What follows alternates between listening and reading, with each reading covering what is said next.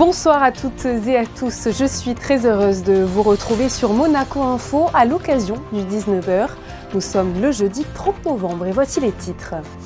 Alors que l'année 2023 devrait être la plus chaude jamais enregistrée, la COP28 s'est ouverte aujourd'hui à Dubaï. Quels sont les enjeux de cette conférence sur le climat et comment Monaco compte s'impliquer dans ces défis pour notre planète? Céline Caron-Dagioni sera en duplex avec nous depuis Dubaï pour nous éclairer. Ensuite, nous vous parlerons de l'association Les Enfants du Pays avec sa présidente Géraldine Gallo-Mottillon. Hier soir, une réunion s'est tenue avec le ministre d'État Pierre Dartout pour avancer sur les différentes demandes de l'association. Ce mois de novembre était dédié à la lutte contre le harcèlement en milieu scolaire et c'est ainsi que 2 bancs ont été inaugurés à l'école de la Condamine. Des bancs destinés à alerter les professeurs et les élèves si l'un d'entre eux rencontre un problème. Plus d'informations à suivre. Et puis tous les enfants justement sont fous. La Patte Patrouille séduit toute une génération. Son créateur Keith Chapman nous a accordé un entretien. Vous allez notamment découvrir comment cette série est née. Et pour refermer ce journal, nous vous emmènerons à l'Orchestre Philharmonique de Monte-Carlo. Un nouvel hommage au compositeur Rachmaninoff a été donné dans le cadre de la série de concerts intitulée Happy Hour. Nous ouvrons donc ce journal en prenant la direction de Dubaï où s'est ouvert aujourd'hui la COP28. Le prince Albert II prendra part à cet événement mondial où il portera la voix de son pays. Il sera accompagné par Céline Caron-Dagioni que nous allons recevoir dans quelques instants et par Valérie Davenet, directeur de l'environnement. Mais pour l'heure, essayons de mieux comprendre ce rendez-vous ô combien important pour notre planète. Bonsoir Émilie Rousseau, vous êtes à Dubaï pour Monaco Info avec Hugo Comassa. Quels sont justement les enjeux précis de cette COP28 ? Oui, bonsoir Julia. Eh bien, cette COP28 est marquée par un événement majeur du calendrier climatique international puisqu'elle dressera le premier bilan mondial de l'accord de Paris, accord conclu en 2015 lors de la COP21. L'objectif fixé était de limiter le réchauffement climatique à 1,5 degré. Autant dire que cette conférence des parties pour le climat est un tournant décisif pour y arriver. Chefs d'État et de gouvernement, collectivités, ONG, plus de 80 000 personnes sont attendues à la COP28 pour répondre à ces enjeux climatiques. Un rendez-vous mondial très attendu dans un contexte géopolitique tendu auquel de nombreuses personnalités prendront part, comme le roi Charles III, le président de la République française Emmanuel Macron ou encore son Altesse Sérénissime le prince Albert II. L'événement a débuté aujourd'hui sur l'ancien site de l'exposition universelle avec un appel à l'accélération climatique et à une plus grande ambition face à l'escalade de la crise climatique, faisant ainsi écho aux propos du secrétaire général des Nations Unies, Antonio Guterres. Leaders must drastically up their game now, with record ambition, record action, and record emissions reductions. The next round of national climate plans will be pivotal. These plans must be backed with the finance, technology, support, and partnerships to make them possible. The task of leaders at COP28 is to make sure that happens. La justice climatique, le financement de l'adaptation, l'organisation du fonds pertes et préjudices ou encore la sortie des énergies fossiles seront également évoqués lors de cette conférence sur le climat. Les Nations Unies appellent à une action climatique plus audacieuse. Today's report shows that governments combined are only taking baby steps to avert the climate crisis. And it shows why governments must make bold strides forward at COP28 in Dubai to get on track. This means COP28 must be a clear turning point. Governments must not only agree that stronger climate actions will be taken, but also start showing exactly how to deliver them. Et le président de la COP28, l'Émirati Sultan Al-Jaber, s'est dit prudemment optimiste sur le succès de cette conférence. Elle doit apporter de bonnes nouvelles au monde, a-t-il ajouté. A noter que Sultan Al-Jaber, ministre de l'économie et des technologies avancées des Émirats arabes unis, dirige également la principale firme pétrolière du pays. Et je vous le disais en début de journal, le prince Albert II participera à cette COP28. Il s'exprimera en effet vendredi au segment de haut niveau pour les chefs d'État et de gouvernement. À cette occasion, il sera accompagné par Céline Caron-Dagioni et Valérie Davenet, directeur de l'environnement. La ministre de l'Équipement, de l'Environnement et de l'Urbanisme est notre invitée ce soir. Elle est en duplex depuis Dubaï. Bonsoir. Bonsoir. Alors, nous l'avons entendu, cette conférence des Nations Unies sur les changements climatiques est marquée par la conclusion du bilan mondial des pays signataires de l'accord de Paris. Alors, première question, comment Monaco compte répondre aux résultats de ce bilan mondial ? Écoutez, 8 ans après l'adoption de l'accord de Paris, ce premier bilan va être un gros cap, celui du constat, de l'évaluation de ce que tous les États ont pu mettre en œuvre et en matière d'atténuation, d'adaptation et puis de soutien financier.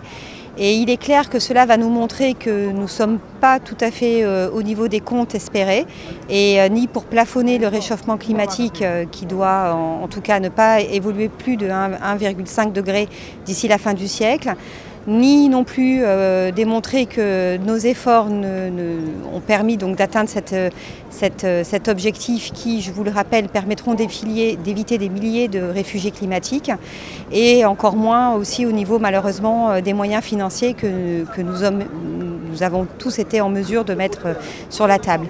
Et je crois, et je dirais même plus qu'avec les tensions géopolitiques que nous vivons, les tensions climatiques que nous vivons, plus que jamais, nous devons rester positifs et continuer d'œuvrer en ce sens et non pas baisser les bras. On le sait, de nombreux engagements ont déjà été pris par Monaco pour réduire ses émissions de gaz à effet de serre. Est-ce que l'on peut revenir dessus ? Oui, bien sûr. Alors, au niveau de la principauté, au cas précis, les engagements, la première grande mesure phare était celle de la contribution déterminée nationale. Je vous le rappelle, moins 55% à horizon 2030 et la neutralité carbone à horizon 2050. Notre objectif à nous, à la fin de cette COP, va être déjà de faire le bilan de où nous en sommes. Les premières estimations qui me remontent, c'est qu'à fin 2022, nous avons atteint à peu près 32% sur les moins 55. Donc nous avons encore quelques années pour arriver à ces moins 55. Nous allons aussi essayer de déterminer une nouvelle contribution déterminée nationale à l'horizon 2035, de manière à avoir un premier pivot entre 2030, moins 55, et la neutralité carbone en 2050. Par rapport à cette neutralité carbone, on sait, la principauté travaille pour l'atteindre le plus rapidement possible. C'est un projet ambitieux, mais cela nécessite, il faut le rappeler, tout de même un long travail. C'est un long travail, c'est un travail de toutes les parties, pas simplement celle d'un gouvernement, mais vraiment de toutes les parties prenantes en principauté. Et ce travail se bâtit toujours sur 3 leviers qui sont nos 3 sources d'émissions de gaz à effet de serre. Le premier, l'énergie des bâtiments. Et donc là-dessus, je pense que nous pouvons être fiers et continuer de soutenir la politique de transition de nos bâtiments. Je le rappelle, la mesure phare, c'est l'interdiction en début d'année 2022 de l'utilisation du fioul, une énergie fossile très émettrice de gaz à effet de serre. Et comment nous avons réussi à lever ce premier challenge, c'est notamment en se focalisant sur une technologie pour laquelle la principauté était pionnière avec la thalassothermie. Et rien que cette mesure nous permet en tout cas d'atteindre 10% de moins de gaz à effet de serre sur l'énergie des bâtiments. Le second, c'est sur la mobilité, dont on parle beaucoup en ce moment. Et la mobilité, je dirais même l'électromobilité, aujourd'hui est très soutenue en principauté. Nous avons atteint cette année, en 2023, 15% de notre parc. Il y a 3 mois, nous avons dépassé ce seuil de 15% du parc en électromobilité. À horizon 2025, ce seront l'ensemble de nos bus de transport urbain qui seront complètement décarbonés, et nous devons continuer encore à pousser ce curseur le plus loin possible. Nous avons également l'objectif de réduire la mobilité de 20% en principauté. Et enfin, le troisième volet, c'est le volet des déchets ménagers, et en cela la politique ambitieuse du zéro déchet plastique déjà dans nos consommations au quotidien sont autant de déchets plastiques en moins à recycler, qu'ils soient en premier recyclage ou ensuite en recyclage dans l'usine. Réduire nos émissions de gaz à effet de serre et cette neutralité carbone, c'est une pleine implication voulue par le prince souverain qui prendra part à cette COP28. Oui, tout à fait. Le prince souverain est notre leader, c'est notre moteur, c'est lui qui nous donne ses objectifs et effectivement, il est très leader, très précurseur en la matière et très intéressé aussi par nos résultats au quotidien, de la performance de notre économie, à avoir opéré ce virage de la transition énergétique. Voilà, il nous reste du chemin, mais nous devons être contents, fiers du chemin accompli et qu'il nous mobilise encore plus pour pouvoir prouver que nous sommes ambitieux. Merci beaucoup à vous d'avoir été présente sur notre antenne alors que vous êtes en ce moment même à Dubaï pour la COP28. Merci à vous de votre attention et de votre intérêt. Et merci beaucoup à Émilie Rousseau qui est en direct depuis Dubaï pour son aide à la réalisation de cet entretien. Nous avons reçu hier soir dans ce journal Caroline Rougueignon-Vernin, la présidente du Conseil économique, social et environnemental à Monaco. Hier soir se tenait son grand cocktail annuel en présence notamment du ministre d'État Pierre Dartout. À cette occasion, Caroline Rougueignon-Vernin a pris la parole avec un discours placé sous le thème de l'unité. Je la cite, « L'unité n'est pas un but, elle est un préalable qui s'impose à chacun d'entre nous pour protéger notre pays et nos institutions face aux difficultés du monde extérieur. Une unité derrière notre souverain qui, mieux que quiconque, peut décider des orientations de notre pays et des projets menés par son gouvernement. N'oublions jamais que Monaco a confié son destin à une famille princière qui nous guide et qui a permis à ses citoyens de vivre sereinement dans le plus beau pays du monde. » Fin de citation. Le ministre d'État que vous avez pu voir sur les images du cocktail de fin d'année du CESE a aussi participé hier à une réunion de travail avec l'association Les Enfants du Pays. Pour connaître les détails de cet entretien, nous recevons ce soir sa présidente depuis 10 ans, Géraldine Gallo-Motillon. Bonsoir. Bonsoir. Alors, au lendemain de votre entrevue avec le ministre d'État Pierre Dartout à propos des enfants du pays, que retenez-vous ?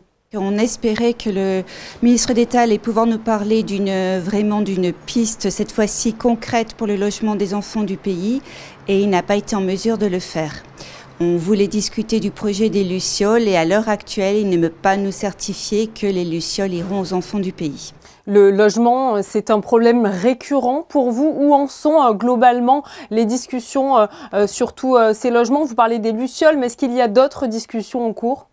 Alors en fait, ce n'est pas les Lucioles pour les Lucioles, ça peut être n'importe où, on n'est pas attaché à cet immeuble précisément. Maintenant, il y a eu un engagement du gouvernement pour les enfants du pays en parlant de création d'immeubles. La première date de IDA, c'était quand même en 2009, il devait y avoir 30 appartements pour les enfants du pays et à ce jour, rien n'a été concrétisé. Quel message avez-vous voulu porter au ministre d'État Pierre Dartout hier soir ? On essaye de garder espoir. Il y a quand même quelques chiffres qui sont un petit peu favorables puisque, en effet, en 2022, pour, je dirais, quasiment la première fois depuis pas mal d'années, des appartements du secteur protégé ont pu être donnés aux enfants du pays, ce qui n'avait pas été le cas depuis au moins 2018, 19, 20, 21, etc., puisque c'était systématiquement récupéré par les monégasques qui eux-mêmes avaient des problèmes pour se loger.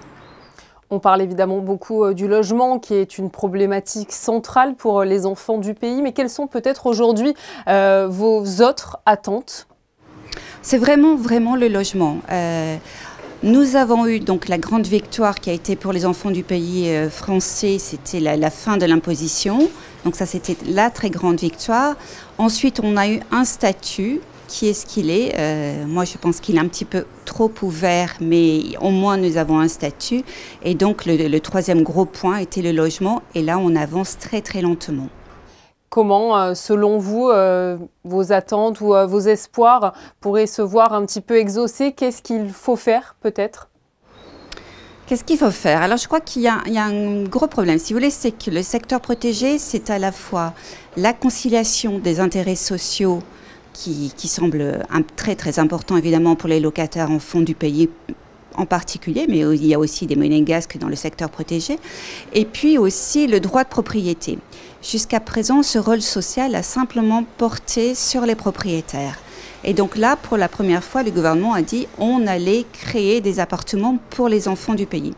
Donc il y a cette promesse, on espère qu'elle sera concrétisée, ce n'est pas encore le cas pour l'instant. Le ministre d'État nous a quand même parlé de plusieurs pistes qui sont étudiées avec d'autres institutions qui pourraient venir en aide pour, elles, créer et ensuite gérer les appartements. On a bien discuté avec le ministre d'État, on est conscient qu'il y a des problèmes à la fois de foncier, des problèmes évidemment budgétaires, mais aussi il faut garder en tête la Constitution elle-même qui parle simplement des monégasques. Donc il y a tout ceci à prendre en considération, ce qui n'est pas une tâche simple évidemment pour le gouvernement. Eh bien, merci beaucoup à vous, Géraldine Gallo-Motillon, d'avoir été présente sur Monaco Info. Merci bien. La direction de l'éducation nationale, de la jeunesse et des sports a fait du mois de novembre le mois de la lutte contre le harcèlement scolaire. Et parmi les nombreux événements organisés, nous prenons la direction de l'école de la Condamine où 2 bancs ont été décorés par les élèves. 2 bancs de l'amitié, ils ont été inaugurés ce mercredi matin. Je vous propose d'écouter la directrice de l'établissement à propos de l'importance de ce projet. 1, 2, 3.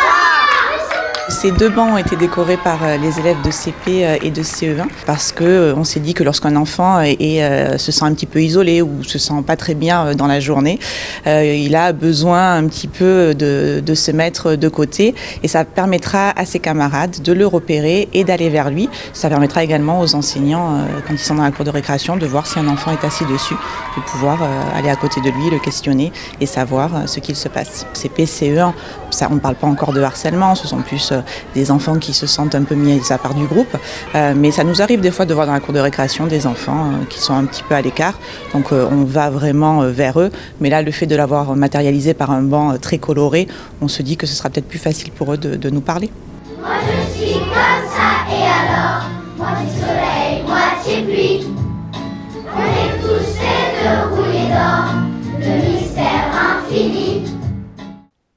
Ces propos ont été recueillis par Fabien Bonilla et vous avez pu le constater, l'inauguration de ces 2 bancs s'est tenue dans la bonne humeur et en chanson. Résident monégasque par amour de la principauté, Keith Chapman est surtout le créateur du célèbre dessin animé Pat' Patrouille. À travers sa capacité à imaginer des mondes fantastiques et des personnages attachants, il a révolutionné la façon dont les enfants interagissent avec la télévision. Cette année, Pat' Patrouille fête ses 10 ans, l'occasion pour le scénariste de partager l'origine de la série et un souvenir marquant à ses yeux. Il est au micro d'Anaïs Rieu. I didn't want to use all humans, I wanted an animal to be in it, and I thought what's probably the most popular pet in the world, and it had to be puppies, because that's universal. Kids all over the world love puppies. So I thought, well, maybe they could be rescue dogs that rescue people, and that was the concept. It was a very simple concept. And having a boy who could raise them and teach them how to save people and save the day, if you like. And it just took off. I mean, it was just the perfect idea that everybody loved straight away. It came out in 2013 in the United States and sort of traveled all over the world. It's 10 years old this year. I went to Nice to see the Paw Patrol show, the live action theatre show, you know, with the songs, all the characters on stage, but literally a line of families and kids outside stretching for, you know, hundreds of yards, like thousands of people all going into the show and all getting excited and watching it from the theatre, and I'm just part of that, and nobody knows who I am, so I'm anonymous, which is really nice. I can watch it and just watch the reaction and the power that the characters have on these kids. It's pretty cool to see. Et son prochain projet est déjà lancé. Ozzy raconte les aventures d'une jeune orang-outan héroïque sauvant la forêt tropicale de la déforestation. Prévu pour 2024 au cinéma, ce long métrage est soutenu par la société de production cinématographique de Leonardo DiCaprio. Rien que ça. Une exposition de sculptures à ne pas manquer pour poursuivre ce journal. Elle s'intitule « Émotions sublimées » et vous pourrez la retrouver jusqu'au 5 décembre au quai Antoine Ier. C'est l'Association internationale des arts plastiques qui propose le travail d'Ania Guillaume. Habitante de la Côte d'Azur, elle crée des œuvres en céramique dans un langage asiatique. Elle a en effet puisé son inspiration et ses techniques dans une vie de voyage et d'études en Europe et au Japon. Ce mardi 28 novembre, un happy hour spécial Rachmaninoff a été proposé par l'Orchestre Philharmonique de Monte-Carlo. Des musiciens de renom ont encore une fois pu rendre un hommage tout particulier au compositeur. José Sacré et Lionel Bernardi vous emmènent au cœur de ce concert de musique de chambre qui a rendu heureux, ça c'est sûr, tous les mélomanes.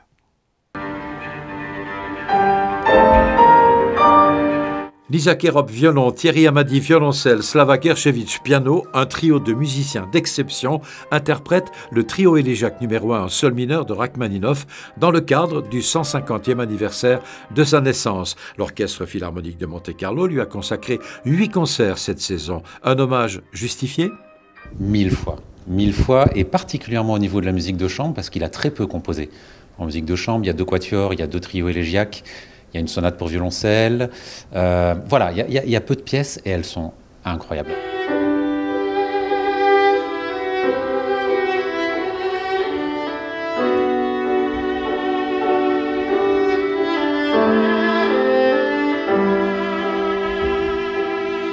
Le violon n'a pas la chance qu'ont les violoncellistes, les pianistes, même les chanteurs, et même la vocalise, on l'a volée.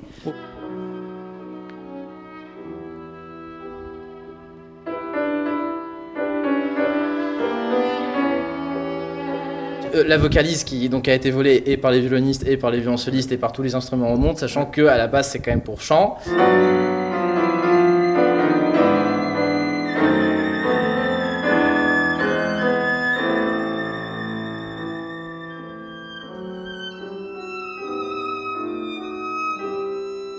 Mais là, c'est une version avec piano, donc ça n'a rien à voir. On est vraiment sur un fil. C'est à la fois poignant, intense et très fragile. Donc l'œuvre est complètement revisitée.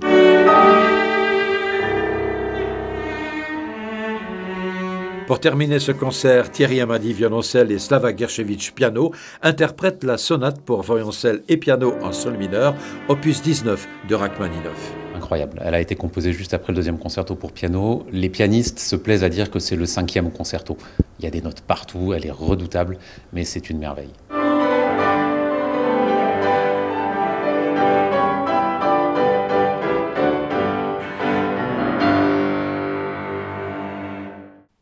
Et le prochain rendez-vous pour les amoureux de musique à l'OPMC, ça sera ce week-end, le 3 décembre précisément, avec un concert symphonique.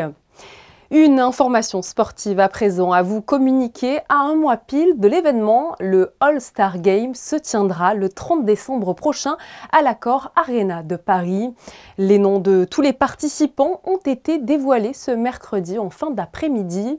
Et c'est Sasa Obradovic qui entraînera l'équipe de France avec Elie Okobo parmi les forces en présence. L'équipe qu'ils affronteront s'appelle l'équipe Monde et elle sera composée notamment de Mike James et d'Alpha Diallo. De beaux duels monégasques sont donc à prévoir dans ce match et à l'occasion des concours de tir à 3 points et de meneurs. Comme chaque soir, nous faisons un point sur la météo qui vous attend pour demain. Bonsoir à vous, Christine Datomel. Alors, quel temps est prévu pour ce vendredi 1er décembre ? Bonsoir Julia, bonsoir à tous. Demain, on prévoit un temps très nuageux avec de la pluie. Les températures seront comprises entre 12 et 15 degrés.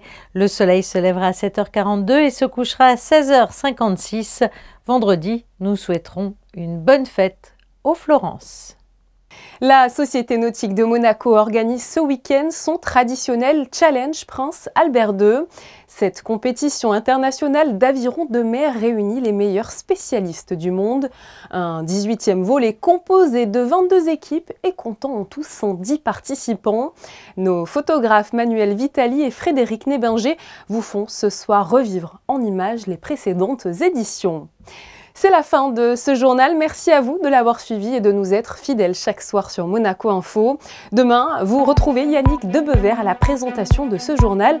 Pour ma part, je vous dis à très bientôt. Belle soirée.